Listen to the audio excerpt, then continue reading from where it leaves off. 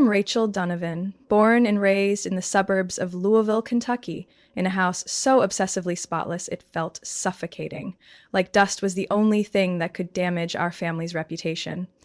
My mother, Eleanor, treated perfection like a religion, and anyone who didn't conform to her standards was deemed a failure. Unfortunately, that person was always me. I was the oldest, 4 years older than my sister Clarissa. From the time we were little, Clarissa was the picture-perfect child my mother bragged about to her friends at the golf club. Blue eyes, blonde hair, playing violin since she was 6, straight-A student, and the center of attention at every family gathering. And me? I learned to read early, won first prize in a school writing contest, and was once praised by the principal for helping a classmate with disability. But none of it mattered next to little angel Clarissa. A B+? My mother glanced at my test paper, lips pressed into a thin line. Clarissa just turned in a 7-page advanced essay. In French. You think this is good enough? I gripped the edge of the table to stop myself from speaking back. When Clarissa got a new violin, I got a reminder to try harder to be worthy. When Clarissa made a mistake, Mom said, "She's just tired." But if I so much as left my muddy shoes on the floor, she'd scream straight into my face, "You are a burden to this house." My father, Richard, was a kind man, but always kept his distance from the storms between my mother and me. He was a mechanical engineer, often home late, and rarely got involved in anything at home. Once he pulled me aside, speaking gently. "Your mom just wants what's best for you, Rachel. She expects a lot because she knows you can do a lot." "Don't you see she only loves Clarissa?" I asked, eyes brimming with tears. He sighed, as if the answer was too complicated to put into words. "Just keep trying, things will get better."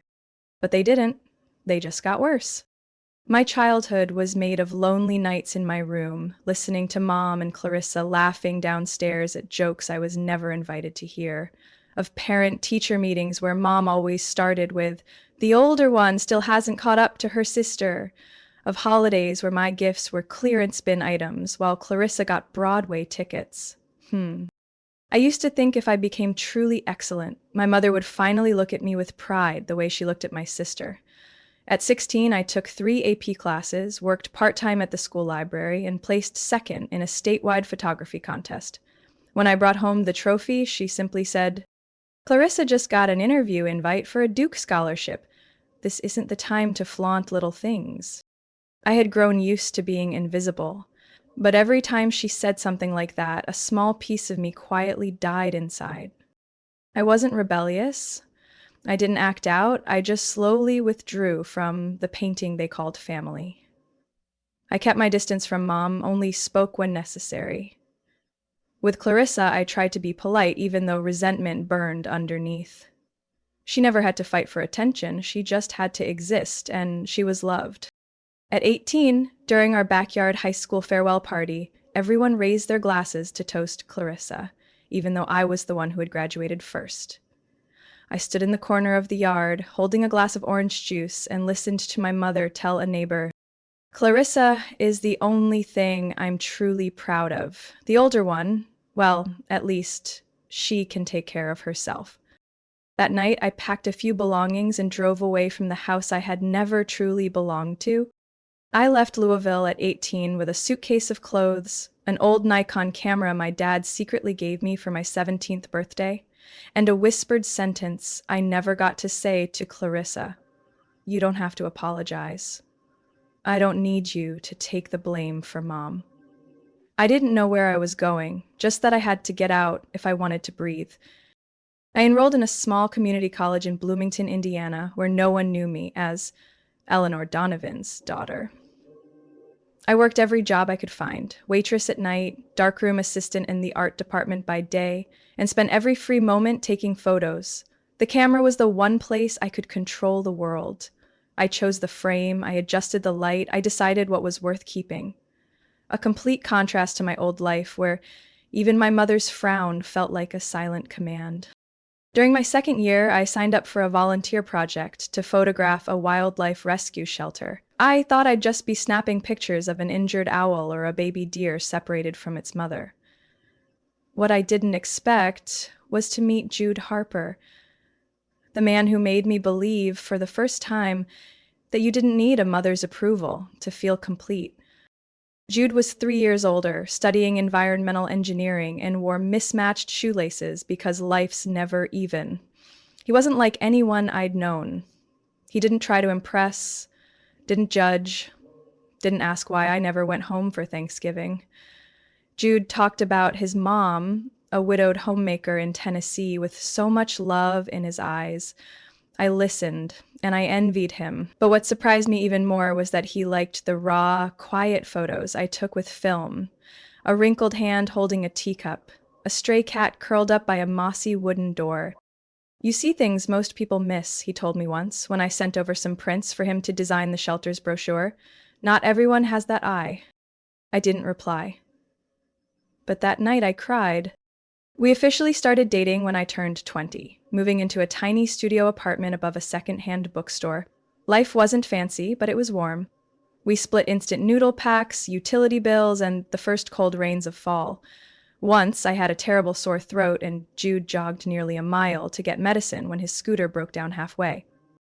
3 years later, just as I landed a part-time photography gig for a local magazine, Jude proposed in the woods, right where I'd taken the shot that got my name mentioned in an editorial meeting for the first time. The ring he used was an heirloom from his mother, simple and graceful, just like the love he gave me. I wrote home to share the news. My father replied with a single line, "I'm happy for you, truly." My mother? She mailed back my letter with a sticky note. "Marrying an engineer? So you're giving up grad school? Poor decision." We got married anyway, a small garden ceremony on a summer afternoon in Nashville. No three-tier cake, no fancy dress, no Clarissa. But I cried when Jude's mom hugged me and said, "This family wouldn't be complete without you." A year later, we welcomed our first son, Noah, on a misty April morning. He had Jude's cool gray eyes and my childhood dimpled smile. Holding Noah in my arms for the first time, I suddenly understood why my mother once said, "Motherhood is a responsibility with no breaks." But I also made a promise. No matter what happens, my child will never have to beg for his mother's love the way I once did. He will be loved unconditionally. Not because he resembles someone, not because he's perfect, but simply because he is. Jude was deployed to Kuwait at the end of my 28th year as part of a civilian engineering support program for military units stationed there. He once reassured me, "It's not Afghanistan or a combat zone, babe. It's just logistics work. There's Wi-Fi. I'll have a private room and I'll call every day." And he did call every morning at 6:30 before Noah woke up and I got ready to head to the photo studio. We told each other everyday things, the kind most people wouldn't think mattered, but they were the only threads keeping us connected across the distance. In March, I got a phone call in the middle of the night, a stranger's voice, firm but gentle. "Ms. Donovan? This is Sergeant Albertson. I'm so sorry to inform you. There's been an explosion at the base. Your husband, Jude Harper, didn't make it." I couldn't cry, couldn't scream, couldn't breathe. I just sat still, on the kitchen floor in the dark, still holding the half-warmed cup of milk I'd been heating for Noah. The funeral was held at the National Cemetery in Nashville, the place Jude once joked about.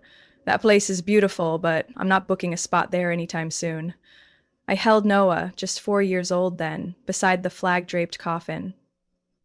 He didn't understand why Daddy wouldn't wake up, why Mommy had gone so quiet. Every word of comfort turned to noise. The only thing I heard clearly was Jude's silence, a silence that would never end.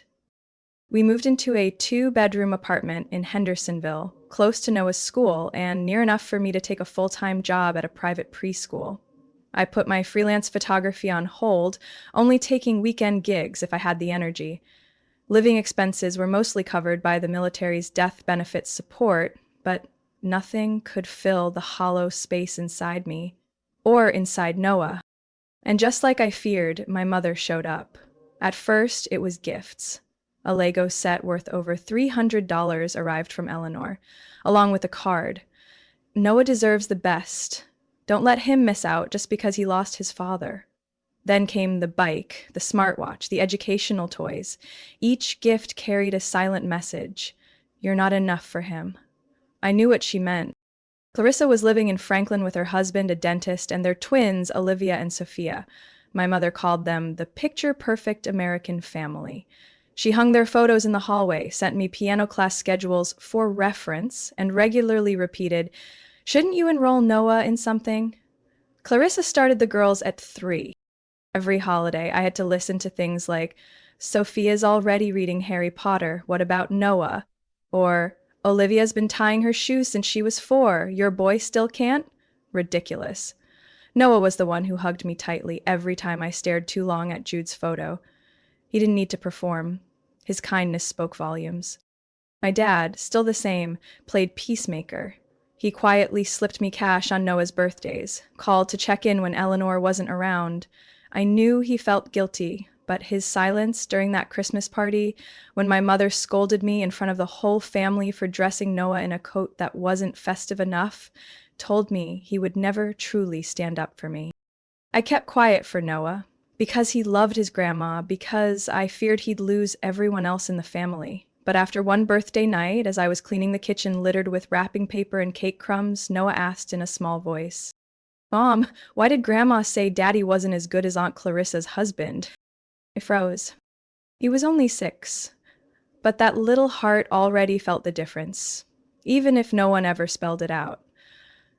I pulled him close, kissed his hair, and whispered softly, "Your dad was the best man I've ever known. Not everyone sees that, but you remember this. Your dad was a hero."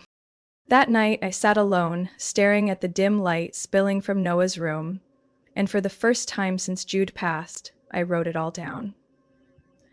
In my journal, I wrote, "If Mom keeps using love as a leash to control my son, I won't stay silent anymore." That morning started like any other. Noah, now 8 years old, was running excitedly around the house, clutching his red backpack, begging me to let him go to the skate park with some of his classmates. "Just for 1 hour, Mom. Mason and Mr. Alex are coming too." I glanced at the clock. There was still time to swing by the market for some vegetables and come back to edit the wedding shoot from the day before. "All right," I said, tightening the strap on his helmet under his chin. "But I'll be there at exactly 10 o'clock to pick you up. And don't take off your helmet, you hear me?" Noah nodded, kissed my cheek, and zoomed off on his favorite skateboard. I didn't know that would be the last time, for weeks, I'd see him standing upright. The call came at 10:17 a.m., just as I was adjusting the lighting in the studio. An unknown number. I almost didn't pick up. "Ms. Donovan," a woman's voice said urgently, "we're calling from the emergency room at Centennial Medical Center. Your son, Noah, was in a serious accident at the skate park. He's in critical condition." I dropped my camera. The world around me instantly warped, like someone had twisted the axis of reality. I don't remember how I got to my car, how many red lights I ran to get to the hospital. By the time I arrived, doctors had already taken Noah into emergency surgery. He had suffered a severe traumatic brain injury, a fractured pelvis, 3 broken ribs, and signs of pulmonary hemorrhage. "We're doing everything we can," the doctor said through a face shield, "but the first 48 hours are crucial." I sat frozen on the cold plastic chair outside the ICU, clutching a flimsy hospital blanket. Inside, my son lay still as stone, tangled in wires and tubes, a breathing machine lodged deep in his throat. His face was bruised purple, and half of his head had been shaved for surgery. I couldn't recognize the boy who used to snuggle into my arms every night, who used to jump with joy when I got his favorite oatmeal cookies just right. I didn't dare close my eyes. I was afraid that if I did, Noah would be gone. On the first day, I refused to eat, refused to go to the bathroom. I just stood like a statue next to his bed. Every time the heart monitor skipped even half a beat, my own heart shattered. The doctors urged me to rest, but I couldn't. I had lost Jude when I wasn't by his side. I wouldn't make that mistake again. In those first harrowing days, it was the people unrelated to us by blood who showed up. Amber, my coworker from the preschool, brought me a bag of clean clothes and a phone charger. Greg, my friend's ex-husband, brought me hot coffee every morning because he knew I couldn't leave. Even the bookstore owner near my place texted, "I cleaned out your fridge and took out the trash. Your home is safe." Meanwhile, my mother never showed up. Not a single call, not one message. I knew she had seen the news. Noah had always been the last source of comfort she loved to brag about to her friends. But when that child was on the verge of death, she chose silence. I called my dad. He sighed. "Your mother, she doesn't know how to handle this. She's busy planning Clarissa's 10-year vow renewal." I hung up, said nothing. This kind of pain had long since run out of tears. On the third night, Noah began to show slight response. A twitch of his finger, a faint glow on the EEG monitor. The doctor called it a hopeful sign. I held his hand, whispering softly, "I'm here. I'm not going anywhere. If you can hear me, fight, just like your dad did. You are Jude Harper's son. You are the last light I have left." In the heavy darkness of the ICU, those words were the only lifeline I could throw him, and I swore, if Noah woke up, I would never again let anyone, not even his grandmother, manipulate his life. Not ever again. On the afternoon of the fourth day in the ICU, as the last sunlight slid off the hospital room window, I was gently stroking the back of Noah's hand when the phone rang. The screen read, "Eleanor Donovan." I stared at that name for a few seconds, then brought the phone to my ear. "Hello?" My mother's voice came through, steady and emotionless. "Rachel, can you come home to help prepare Clarissa's birthday party? It starts tomorrow evening at 7, but the restaurant needs someone to go over the guest list and arrange the flowers. I can't do it all by myself." I thought I misheard. I looked at my son, Noah, still motionless among the machines, the IVs, and the steady sound of the ventilator ticking like a countdown. I gripped the phone tightly, trying to stay calm. "I can't leave the hospital. Noah is still in a coma, Mom. The doctors are taking care of him. You can come for a few hours. Clarissa was really hoping you'd be there. It's her 30th birthday, not just a regular day." I bit my lip, the back of my throat burning. "You're talking about birthday cake while your grandson is fighting for his life? I'm not asking you to abandon him. I'm just saying you can do both. Don't be so dramatic." Her voice shifted into that cold, familiar tone, the one that made me feel small and worthless my entire childhood. I shot up from my chair, quickly stepping into the hallway so I wouldn't disturb the other patients. "Noah has a brain injury. Little Clarissa can wait. No one dies if a party gets postponed, but my son has been unconscious for 4 days. Do you understand what that means?" There was silence on the other end. Then she said, like she was discussing business, "If you insist on being so distant, don't blame me for pulling Noah's education fund. I can't support a child whose mother doesn't know how to balance family and responsibility." That line hit me like a knife to the chest. I was used to her attacks. But threatening to rip away my son's future just because I wouldn't leave his bedside to blow up balloons for a party, that was the final straw. I took a deep breath, still clutching the phone. "You just declared you're willing to sacrifice your grandson's future to protect the perfect image of your youngest daughter's party? If that's the case, I don't need a single dollar from you." "Don't be disrespectful, Rachel. I'm your mother, and I have the right—" "No. You only have rights as long as I allow them." I cut her off, my voice shaking but firm. "Noah is my responsibility, and I'll raise him not with money that comes with strings attached, but with unconditional love. Something you never gave me." I hung up, didn't wait for a response. No regret. Back in the hospital room, I sat beside Noah's bed, pulled out my phone, opened the contact list. My finger hovered over the name Eleanor Donovan. Without a single second of hesitation, I pressed delete. It felt like removing a boulder that had been pressing on my chest for 33 years. I leaned back in the chair, gripping my son's hand, the child who couldn't speak, but who was the only reason I was still standing. Noah didn't need a wealthy but heartless grandmother. He needed a mother strong enough to sever a toxic bloodline, and I would be that mother. Until he woke up, I would be here. No parties, no flowers, no invitations from people who never once asked, "How's Noah doing?" Just me and him, and the belief that some birthdays can be rescheduled, but if you miss the most important moment in your child's life, there's no way to get that back. Noah moved his fingers on the morning of the 5th day. I was holding his hand, eyes bleary from barely sleeping, when I felt a faint twitch, so slight. I instantly sat up straight, holding my breath. A minute later, it happened again. This time, 2 fingers. I hit the call button for the nurse, my heart pounding like a drum in my chest. Just 10 minutes later, Dr. Kramer, the lead pediatric ICU doctor, was in the room. He checked Noah's eye reflexes, called his name several times. "Noah, can you hear the doctor? If you can, blink once for me." We waited. 1 second, 2. Then his right eye fluttered, his eyelid lifted slightly and blinked once, slowly. Tears spilled down my face immediately. The doctor nodded, unable to hide his relief. "This is a good sign. The brain is responding. Your son is coming back." They kept Noah under close observation, still on the ventilator, but with each passing day, I saw more light returning to his eyes. When I told him little stories about the neighbor's dog or the time we got lost in the forest preserve last year, the corner of his mouth lifted ever so slightly, like he was trying to smile. I knew he was listening, and I knew that me staying, not even leaving for a minute, was the one thing anchoring Noah to this world.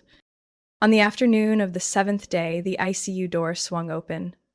My mother, Eleanor, walked in as if she'd just come back from vacation, not visiting her grandson recovering from a brain injury. Behind her was Clarissa, wearing a blush pink silk dress, holding a gift bag with a gold ribbon. I immediately stepped in front of the door. "Did you call the nurse?" "Why would I?" She raised an eyebrow. "We're family. This is an intensive care unit. No one enters without my or the doctor's approval. It's hospital policy." Clarissa stepped forward, her voice soft as usual. "I just wanted to visit Noah for a bit. I brought him, your son, a rowboat building set." "Thank you," I replied calmly. "But right now, Noah can't handle any stimulation. The doctor has asked for minimal noise and no unfamiliar faces." "You're calling Mom and me strangers?" Clarissa blinked, looking genuinely hurt. I exhaled slowly. "I'm talking about how Mom didn't send a single text or ask how he was for 5 days, and now, when my son finally wakes up, she shows up. For what? To see if I was wrong for not skipping the hospital to blow up balloons for Clarissa's birthday party?" Eleanor crossed her arms, no longer hiding her anger. "With that attitude, it's no wonder Noah is so weak. Kids need toughness." It felt like a slap, but this time I didn't back down. My son is not weak. He survived brain surgery, broken bones, internal bleeding. He's stronger than anyone in this room, and you? If you can't say anything kind, then don't say anything at all. Clarissa tried to speak, but I raised my hand to stop her. "You can see Noah 5 minutes. No party talk, nothing that could upset him, and if I see the slightest sign of stress, this visit is over." They reluctantly nodded. I stepped aside to let them in. Noah opened his eyes when he heard Clarissa's voice, tired but responsive. His grandmother approached, placing her hand at the foot of the bed. "Hello, sweetheart," she said, her tone softer than usual. "You gave everyone quite the scare." Noah blinked. I wasn't sure how much he understood, but his gaze shifted to me the moment she finished speaking. A guarded look. Exactly 5 minutes later, I stepped in, firm but gentle. "That's enough. Noah needs rest." My mother looked like she was about to protest, but after seeing my face, she simply adjusted her scarf and turned away. Before walking out, she looked back. "You'll regret how you behaved today, Rachel." I responded with a cold smile.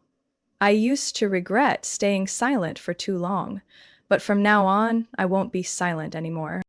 I locked the door behind them and returned to Noah's bedside. He had closed his eyes again, but his hand still clasped mine, slightly, but I could feel it. I leaned in and whispered, "You won't have to endure conditional love like I did, Noah. I'll protect you, no matter what." In the hallway, the sound of heels faded. In the room, the monitor beeped steadily, the sound of life.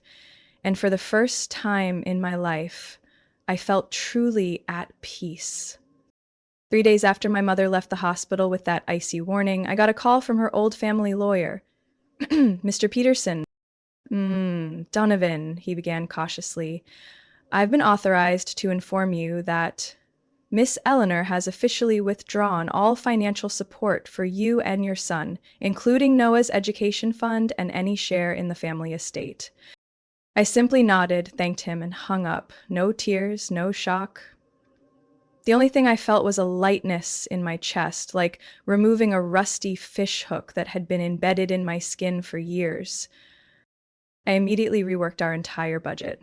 The expenses I used to think were manageable now had to be eliminated. Noah's evening STEM classes? I found a free program at the community center. Toys ordered through Amazon Prime, canceled. Our weekly takeout meals replaced with mom and son cooking nights using discounted brown rice and clearance vegetables. I took on a weekend job at a wedding photography studio, plus remote editing gigs for 2 former colleagues. I also enrolled in a night portrait course, hoping to upgrade my skills and eventually take on more freelance work. Every night after Noah went to bed, I sat in front of my computer, eyes stinging from fatigue, but my spirit brighter than ever. Every dollar I earned now came with no strings attached, no judgmental glares, no biting remarks like, "Without me, you two wouldn't survive." As for Noah, he was recovering little by little, like a seedling digging back into the soil after a storm. At first, it was a few shaky steps with a walker. Then he could sit up by himself, eat porridge with his left hand, his right was still weak. 1 month after the accident, he read an entire page of Spider-Man comics, even though he paused often to ask for help. "I forgot what gravity means," Noah asked, pointing to a panel where Peter Parker was falling from a skyscraper. "It's what pulls everything toward the ground," I said, "but sometimes people are strong enough to fly against it." He nodded like he understood more than I said. Larissa began texting again, not long, dramatic messages like before, just short ones. "How's Noah?" or "Need help with pickup?" I didn't fully trust her, but I didn't shut her out either. Once, she picked Noah up from physical therapy when I was stuck at the studio. She said nothing, brought him home on time, and even stopped for vanilla ice cream because the doctor said cold treats help a sore throat. For once, she wasn't playing the role of mom's flawless clone. She was just Clarissa, a woman who felt guilty and was trying to make amends. My mother, on the other hand, began sending expensive gifts by mail. No notes, no apologies, a giant Lego set, a brand new smartwatch, even a $200 ebook gift card. I left everything unopened, neatly stored in a box in the garage. I had promised myself, no one gets to buy Noah's love with presents. If she wanted forgiveness, she had to start with honest words. Something she had avoided her entire life. My father still called. Same sad tone, apologizing for my mom, dodging any real conversation. I no longer expected anything from him, but I still picked up because I knew he loved Noah. Even if there were boundaries he'd never cross. Noah sometimes asked about her. "Why doesn't Grandma come over anymore?" I didn't deflect. Because Grandma and I need time to understand each other better. But one thing's for sure, no matter who comes or goes, I'll always be here. He thought for a moment, then nodded. That simple statement told me everything. My son wasn't hurt by a lack of money or relatives. He just needed stability and genuine love. I sat by the window, watching Noah piece together an old robot kit. My boy didn't need more stuff. He just needed a mother who knew when to say no, even to Grandma. And if the price of that was giving up college funds, inheritance, or grand birthday parties, I'd choose it all over again, without regret.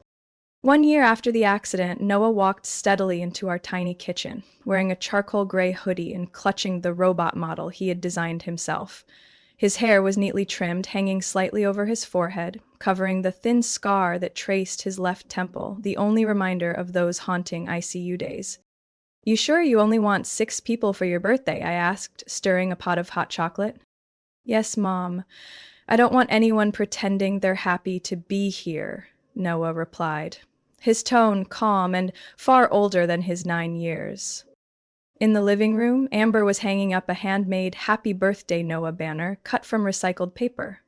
Clarissa, who had come early with a cake from a local vegan bakery, was setting out paper plates with Mason, Noah's best friend since preschool, who had stuck by him through the worst. There was no sign of Eleanor, and not a single gift from her was allowed through our apartment door. After nearly 8 months of silence, my mother had sent one short message.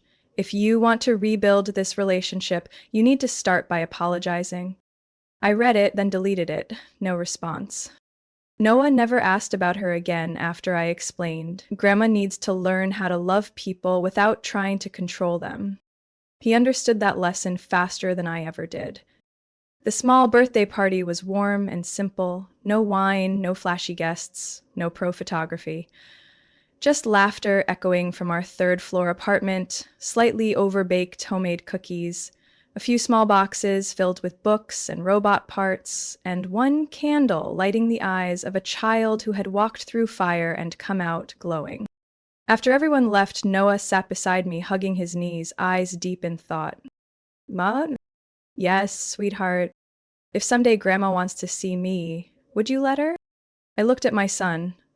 That scar was still there, but behind his eyes was a peace it had taken me decades to find. I won't stop you, I said gently. But I'll always tell you the truth about the past so you can make your own choice, with understanding and self-respect.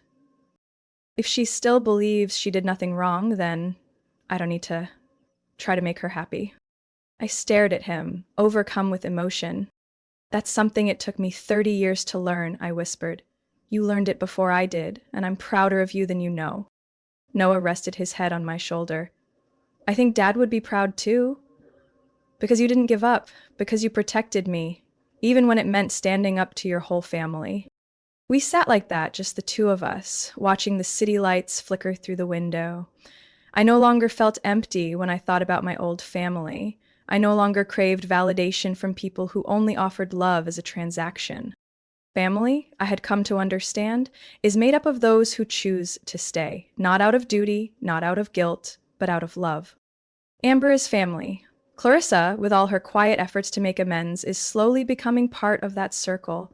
And Noah, the brave boy who once lay motionless beneath the hum of ventilators, is living proof that unconditional love can breathe life back into even the most broken soul. I'm still not wealthy. I still work 2 jobs and count every bill, but I've never felt more whole. When Noah finally dozed off on my shoulder, I gently laid him down, tucked a blanket over him, and sat in the quiet alone. Staring at his face, I thought, maybe sometimes losing what we thought we couldn't live without is how we finally find ourselves. And at the end of pain, if we're brave enough to end what harms us, what waits ahead isn't just survival, it's a life worth living. Today, I'm no longer the Rachel who bowed her head to judgment. I am a mother, a woman, and fully myself, complete, without needing anyone's permission. Rachel's story is a powerful reminder that not everyone who shares your blood deserves a place in your life. In real life, some relationships survive only because we keep enduring until the day we finally say, enough. When Rachel broke free from her mother's toxic control, she didn't just protect Noah's childhood, she freed herself from invisible chains. Sometimes real freedom begins with setting boundaries and holding them without regret. What do you think about Rachel's decision? Would you have the courage to do the same for your child? Share your thoughts in the comments, and don't forget to follow the channel for more heartfelt and meaningful family stories.